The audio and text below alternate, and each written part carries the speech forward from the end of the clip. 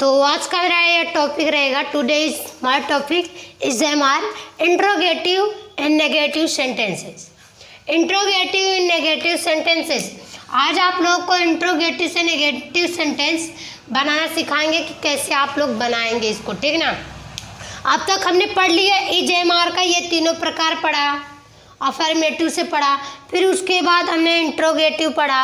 अब इंट्रोगेटिव के बाद हमने पांचवा सेंटेंस पढ़ेंगे interrogative negative sentence. Interrogative negative sentence, तो इसका प्रयोग क्या है, क्या प्रयोग। इंट्रोगेटिव नेगेटिव सेंटेंस में सब्जेक्ट के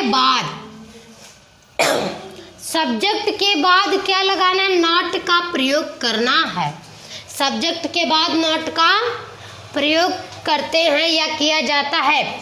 जैसे आपका एग्जाम्पल्स में दिया है, क्या तुम्हारा घर बड़ा नहीं है, क्या तुम्हारा घर बड़ा नहीं। अब मेरे यहाँ पे सब्जेक्ट पूछ रहा है, ये एक वचन है कि बहुवचन आ गया है, एक वचन है कि बहुवचन है, ये एक वचन आ गया, क्या एक वचन आ गया। तो यहाँ पे करेंगे आप इज नॉट, यानी हेल्पिंग वर्ब के बाद या सब्जेक्ट के बाद तुरंत उसके जस्ट क्या लगा देंगे आप, नॉट का प्रयोग करोगे। किसका प्रयोग, नॉट का प्रयोग करोगे। तो इज नॉट, यहाँ तक ये क्लास हो गया। इज नॉट, अब क्या आ गया, your house big, your house big.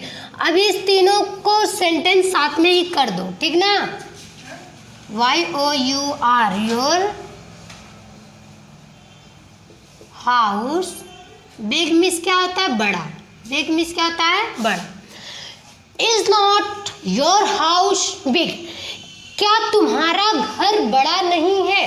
आप अंग्रेजी में किसी से पूछ सकते हैं, is not your house big, तो क्या तुम्हारा घर बड़ा नहीं है। अब दूसरा एग्जाम्पल से है, क्या तुम एक विद्यार्थी नहीं हो, क्या तुम एक विद्यार्थी नहीं हो। अब यहाँ पे देखिएगा ये कौन सा आ रहा है आपका हेल्पिंग वर्ब, मुझे यहाँ पे भी देखना और यहाँ पे भी देखना है, ठीक। तो ये आ रहा है आपका प्लूरल में आ रहा है, किस में आ रहा है, प्लूरल में आ रहा है, यानी कि बहुवचन में आ रहा है। तो आप जस्ट तुरंत कर दोगे और नॉट, क्या, और नॉट। हमने कहा नहीं, सब्जेक्ट के बाद तुरंत क्या करना है आपको, क्या करना है, नॉट का प्रयोग। इसमें हमें क्या की, अंग्रेजी लिखनी ही नहीं है। इंट्रोगेटिव दो तरीके से होते हैं आपके, इंट्रोगेटिव दो तरीके से होते हैं। एक हमारा क्या शब्द जब पहले आ जाता है तो हम उसकी अंग्रेजी नहीं लिखते, और वही क्या शब्द हमारा बीच में आता है, वाक्य बीच में आ जाएगा तो हम उसकी अंग्रेजी क्या करते हैं, बहुत पहले ही लिख देते हैं। तो आर यू क्या हो गया, आर नॉट, फिर यू ए स्टूडेंट,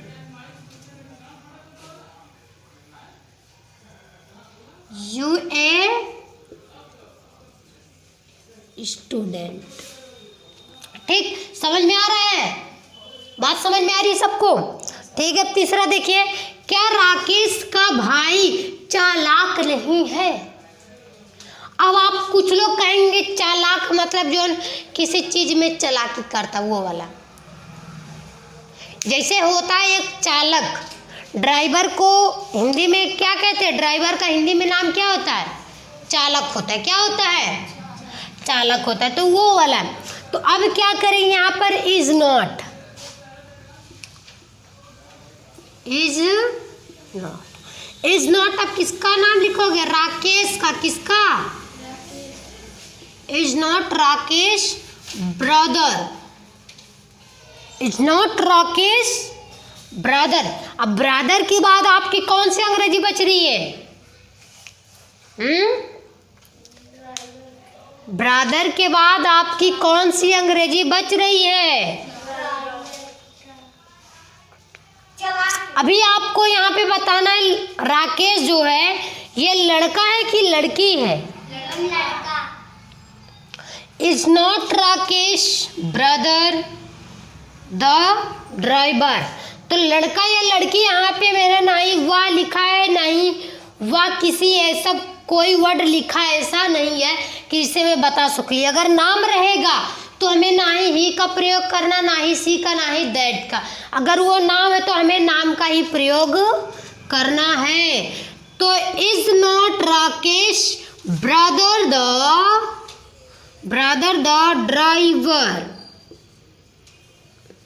ड्राइवर।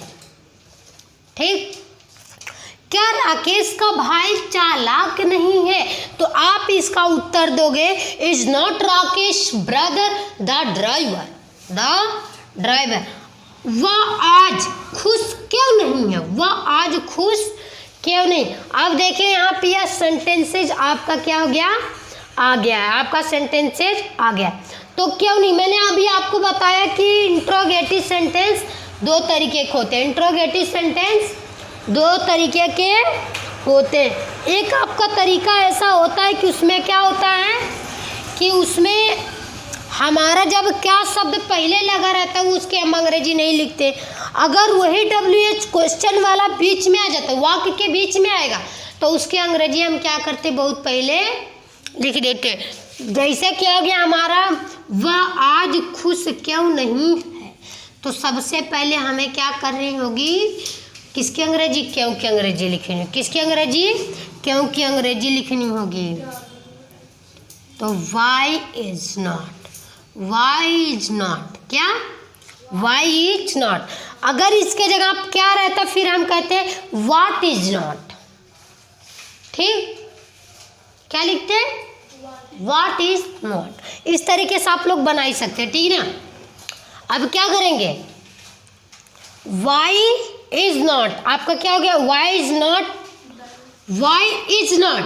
अभी आपका यहाँ पे कुछ कंफ्यूजन लग रहा है इसकी अंग्रेजी, क्योंकि हम जब दो सेंटेंसेस बना रहे हैं साथ में, वाई के साथ या क्या के साथ, हमें उसका क्या सब्जेक्ट भी चाहता है, तो वाई आपने कर दिया, वाई इज, ही नॉट रहेगा, क्या रहेगा।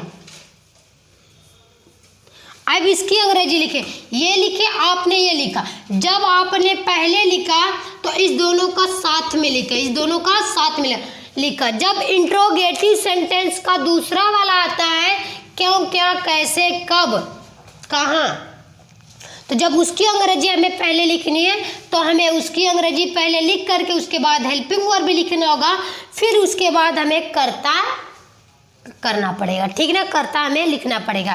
तो अब क्या करेंगे, ये क्या खुश किसको बोला जा रहा है, लड़का है ना कि कोई जानवर है, तो क्या आ जाएगा, वाई इज ही नॉट,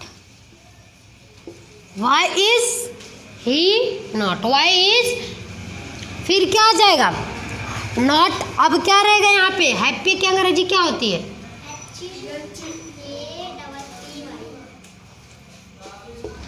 अब आप लोग जरा, why is he not happy, वे आज यहाँ उपस्थित क्यों नहीं है। इसमें क्या, आज की अंग्रेजी नहीं लिखाएगी, ठीक। वे, आपका दूसरा सेंटेंस है, वे आज यहाँ उपस्थित क्यों नहीं है, अब किसकी अंग्रेजी सबसे पहले लिखेंगे, क्यों की अंग्रेजी लिखेंगे, यानी वाई। अब क्या करेंगे, इज की अंग्रेजी लिखेंगे कि नहीं। अब जरा यहाँ पे देखिएगा, हमारा यहाँ पे लास्ट में तो है आ रहा है, तो इज आ रहा है ना, बट इसके तौर पे देखेंगे तो ये हमारा क्या है, बहुवचन में जा रहा है। किस में जा रहा है, बहुवचन में आ रहा है। किसमें, बहुवचन में। तो हम क्या कर देंगे, आर लिखेंगे, वाई आर, क्या लिख देंगे, वाई आर दे नॉट। अब किसकी अंग्रेजी लिखोगे, उपस्थित की क्या होती है, प्रेजेंट, क्या होती है,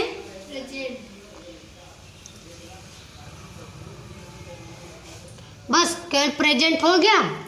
एक और आपकी अंग्रेजी छूट रही है, यहाँ की अंग्रेजी क्या होती है, हेयर, प्रेजेंट है हेयर, नोट कर लो। आप ये इजे मार्क आप लोग को पूरा क्लोज हो गया। अब आपसे हम मिलेंगे हैज़ हैव के साथ, उस टॉपिक के साथ मुलाकात किया जाएगा आप लोगों से। तब तक इस चीज़ को आप लोग बढ़िया से खूब पढ़ लीजिएगा और याद कर लीजिएगा, ठीक ना। चलो नोट कर लो सारे लोग।